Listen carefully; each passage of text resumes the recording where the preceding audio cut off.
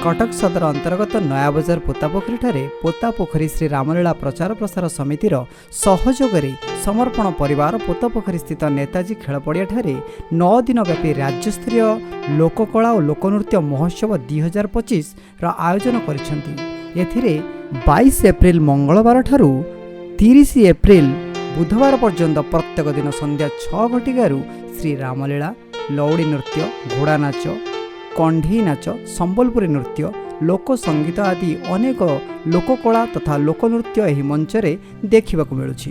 प्रत्येक संध्यारे प्रथमरे विभिन्न अंचलरू आमंत्रित होई आसीथिबा कलाकार तथा संगठनर सभ्य मानकु एठारे संबर्धित करा जाई तांको उत्साहित करिबा सह सम्मानित करा जाई सांस्कृतिक कार्यक्रमर आरंभ करा जाई थाए।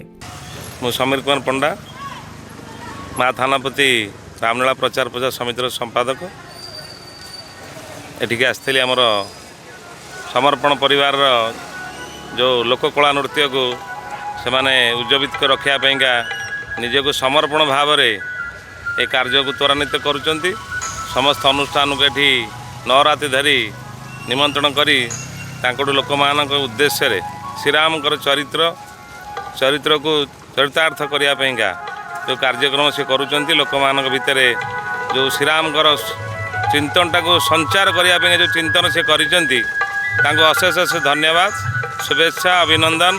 से कार्य को जो समापन करंतु शांति श्रृंखला सहित कार्यक्रम हो, लोक मानकर चिंतन श्रीराम चिंतन भली हो, ए आमर तांको उद्देश्य रे धन्यवाद सहित ए कार्यक्रम को समापन करंतु बोली मोर आज शुभेच्छा और अभिनंदन। चंद्रवणी देवता सभापति महा थानापति रामलीला समिति ब्रह्मपुर 42 कटक। आंबे माने आज समर्पण परिवार द्वारा निमंत्रित होते हैं। आज जो लोककला एवं रामलीला प्रचार जो प्रसार व्यवस्था रही, लोकनृत्यर व्यवस्था रही, से उद्देश्य एठारे आम मैंने अतिथि होते हैं।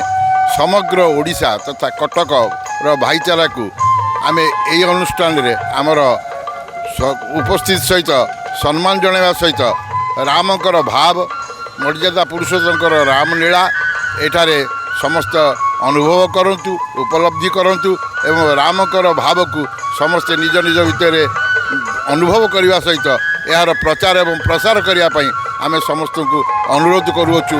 यही आमर मानकर कामना एवं समर्पण परिवार को से अशेष अशेष धन्यवाद। मु श्री भास्कर चंद्र प्रधान समर्पण परिवार उपसभापति तथा श्री सीताकांत रामलीला समिति मधुपुर सभापति। आमर ये समर्पण परिवार दीर्घ 19 वर्ष धरी रामलीला तथा लोककला लोक नृत्य प्रचार प्रसार क्षेत्र में एक अग्रणी भूमिका नहीं आसी। आम अनुष्ठान संपादक श्रीजुक्त तीर्थवासी बेहरा बाबू अदम्य निष्ठा एवं प्रेरणा तथा आम अनुष्ठान समस्त कर्मकर्ता माने समर्पित रही ये अनुष्ठान को ओडिशार पुरपल्ली में ओडिशार हजि जाउथबा लोक नृत्य लोककला एवं श्रीरामलीला को पुनरुज्जीवित करने प्रयास जारी रखी।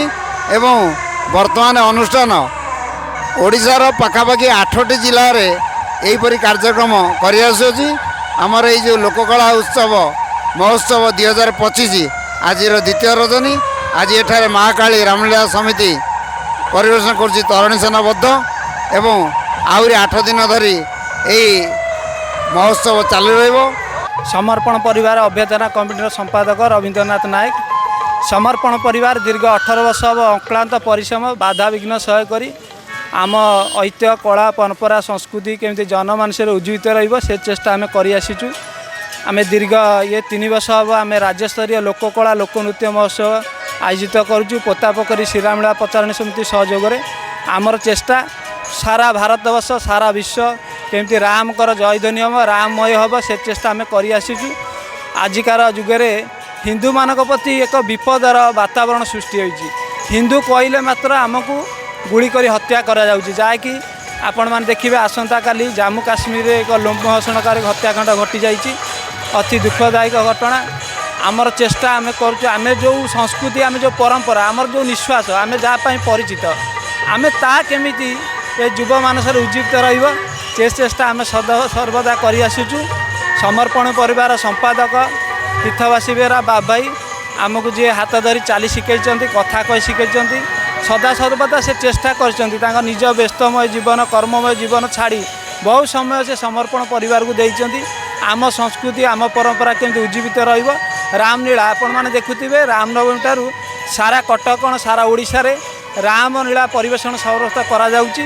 रामलीला रे एक शिक्षणीय वस्तु अच्छी सबु चरित्रर आमे जे ताकू निजे सठिक भाव निरूपण करवा ताले एते गोटे शिक्षणीय जिनस अच्छी। शांतिर वातावरण जदि आमे चाहूँ ताले केवल राम ध्वनि रे ता हेई पारिबो। जय श्री राम।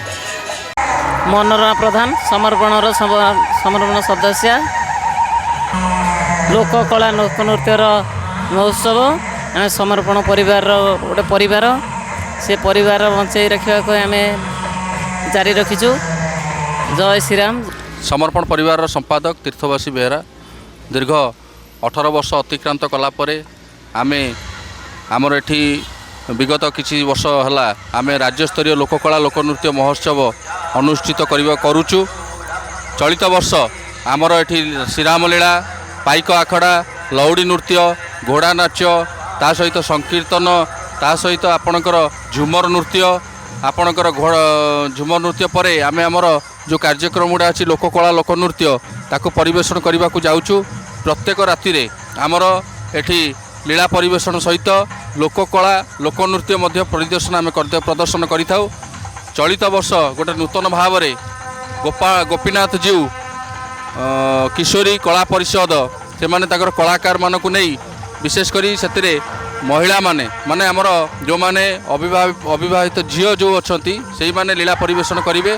आसंता काली से माने लीला परिवेषण करेंगे बाणासुर पराजय बाणा पराजय बा उषा विवाह।